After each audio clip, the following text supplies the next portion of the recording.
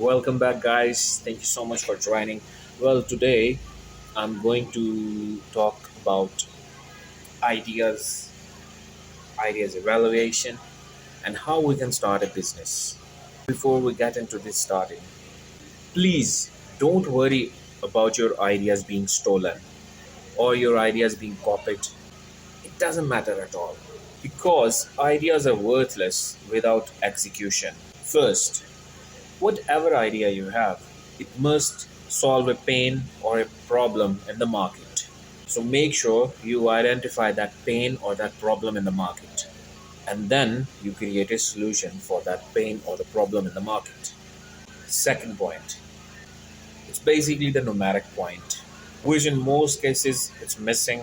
So you make sure that you calculate your revenue engines and you actually do it, and your margin drivers, and at the end of the day, how profitably you can scale up your business. And then you have to look at that how your business will perform for the next 3 to 5 years time period, or even for the next 3 to 5 year, how your business will scale.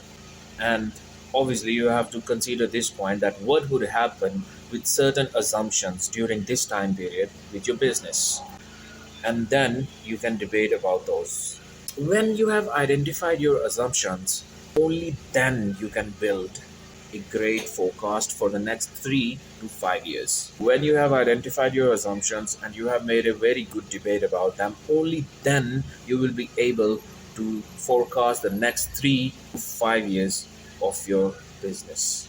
Third, what is the monetization strength of your idea, which actually means what is your customer acquisition cost? What is the monetization strength of your idea, which actually means that what is your customer acquisition cost, not only in the short term but also in the long term.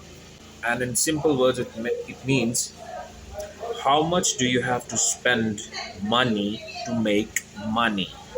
Most of the businesses in the beginning start with a cost to revenue ratio, which is around 1:1, which basically means you make a certain amount of money, but you also have to spend as much on acquiring that specific customer or winning that specific deal. Fourth point is timing. Is your idea too early or is it too late? Both of them means you're wrong. So you have to make sure that the market is ready for your business or for your product. Number five, are there any regulatory showstoppers? You have to make sure that your business is legal because the laws they might change over time. But I wouldn't bet on it right away. So you have to make sure that your idea is actually allowed in the jurisdiction or in the area or in the country where you are operating.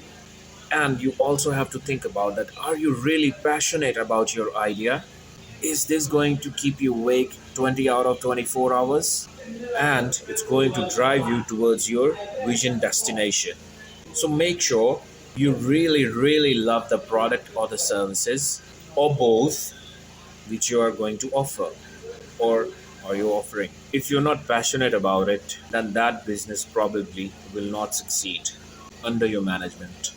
Idea evaluation is actually one point out of 6 steps which we have to go through to build a business.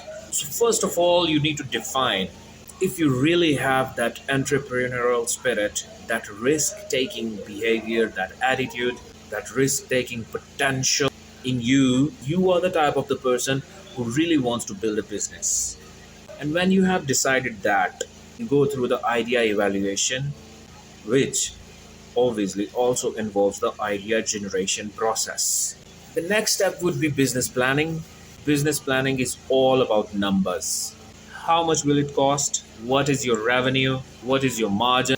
And what is your net profit at one point in time? And then you forecast about it for the next 3 to 5 years. When you have done that, then you can look into team building, and then you will know which positions you need, how much you can afford it for at one point of time. For every single person or professional, staff member you hire. Then you go into financing, which is who is going to pay for this business? Is it your own pocket, your savings, your bank, or any angel investor, or even a partnership? Who is going to come up with the capital required to actually start it? The last point is business intelligence, when it actually boils down to your execution power. So stay tuned, and I'm going to show you one step after another until we have a business together.